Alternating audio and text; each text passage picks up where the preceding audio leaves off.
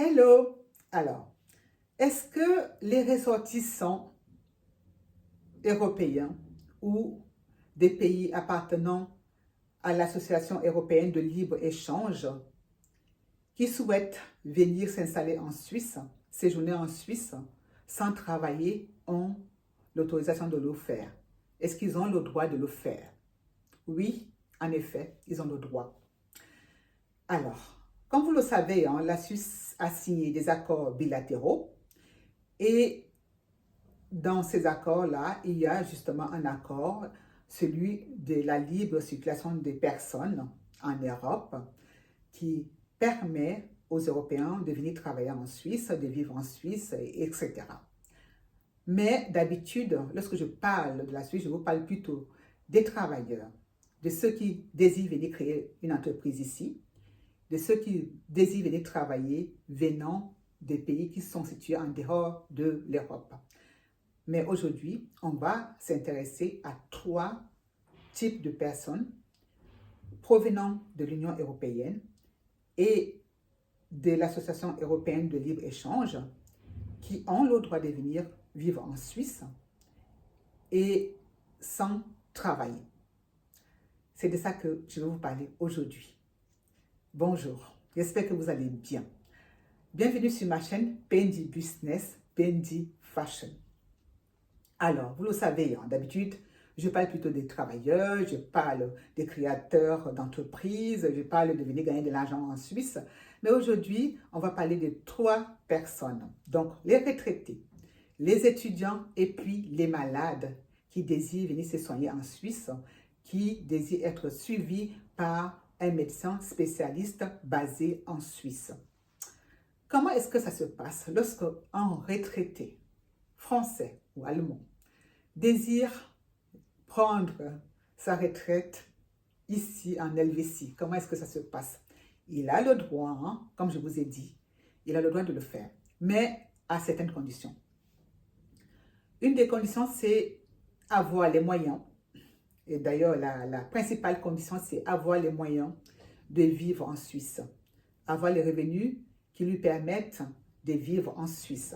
Donc, d'avoir un logement décent, de pouvoir payer ses assurances sociales, donc l'assurance maladie et accident qui sont obligatoires en Suisse, de pouvoir se nourrir, se vêtir et puis payer les transports aussi. Sauf si la personne est véhiculée, mais les transports publics, ça coûte aussi cher. Une fois que la personne a rempli cette condition essentielle, comment est-ce que ça se passe pour le permis de séjour? Alors, sachez que si un retraité souhaite vivre en Suisse pendant moins de 90 jours, il n'y a pas besoin de demander un permis de séjour. Il n'y a pas besoin de titre de séjour si vous séjournez moins de 90 jours en Suisse. Si par contre ce retraité souhaite vivre ici entre 90 jours et moins d'une année, il va falloir faire la demande d'un permis L, UE, AELE pour activité non lucrative. Donc, je répète, pour un séjour allant de 90 jours jusqu'à moins une année, le retraité va recevoir donc un permis L, UE, AELE pour activité non lucrative. Si par contre, le séjour du retraité dure plus d'une année, il va recevoir un permis B, UE, AELE pour activité non lucrative. Voilà le cas du retraité. Maintenant, en ce qui concerne un patient, un malade qui a trouvé un médecin spécialisé basé en Suisse, qui veut séjourner en Suisse, comment est-ce que ça se passe? Eh bien, ce malade ou ce patient doit également avoir les moyens financiers, des revenus qui vont lui permettre de vivre en Suisse, de résider en Suisse pendant ce laps de temps-là. Donc, comme le retraité, si son séjour dure moins de 3 mois, moins de 90 jours, la personne n'a pas besoin de permis de séjour. Mais si le séjour dure entre 90 jours et moins d'une année, ce patient va recevoir un permis L, UE, AELE. pour activité non lucrative. Si son séjour dure malheureusement plus d'une année, eh bien, ce patient va recevoir un permis B, UE, AELE pour activité non lucrative. Maintenant, en ce qui concerne les étudiants, comment est-ce que ça se passe?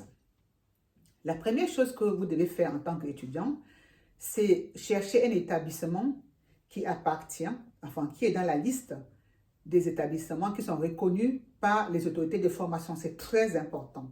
Vous devez donc trouver un établissement qui est inscrit dans la liste des établissements reconnus par les autorités de formation suisses. Vous le savez, chaque année, il y a des milliers d'étudiants qui viennent en Suisse pour étudier parce qu'ici, il y a des hautes écoles spécialisées, il y a les écoles polytechniques, il y a les universités qui attirent énormément d'étudiants du monde entier, de l'Union européenne également. Donc, il est important de savoir les conditions à remplir avant de venir étudier en Suisse. Et surtout, lorsque vous venez de l'Union européenne ou alors d'un pays qui appartient à l'Association européenne de libre-échange. Donc, la deuxième chose, c'est qu'il faut savoir qu'en Suisse, un étudiant a le droit de travailler, contrairement aux retraités qui n'ont pas le droit de travailler ou aux malades, aux patients. L'étudiant a le droit de travailler en Suisse. Il a l'autorisation de travailler pendant 15 heures la semaine et pendant les vacances scolaires ou les vacances universitaires, il a le droit de travailler à 100%. Ça, c'est vraiment important de le savoir. C'est pour avoir les moyens, c'est pour avoir l'argent de poche. Et de toutes les façons, en général, les étudiants qui viennent de l'Union européenne, qui viennent de ces pays qui appartiennent à l'Association européenne de libre-échange, ont souvent les moyens, ont souvent des bourses d'études, donc ce n'est pas un souci. Et les autorités suisses leur permettent en plus de travailler.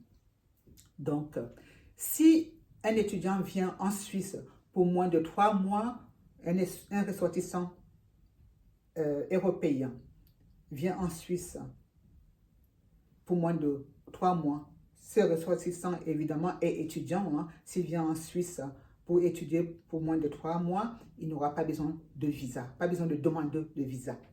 Mais si son séjour en Suisse dure entre 90 jours et moins d'une année, cet étudiant aura besoin de demander un permis de séjour. Donc, ce sera un permis LUE AELE pour étudiant.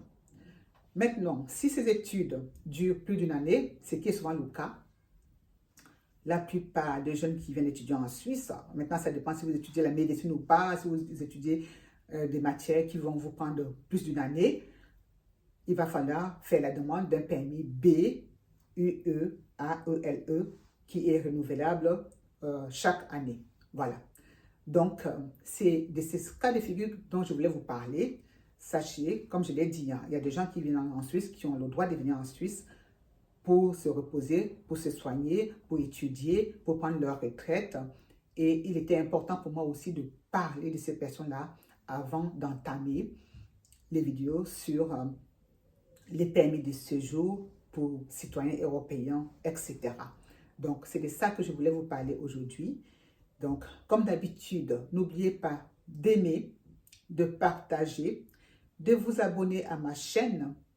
Et voilà, je vais m'arrêter ici.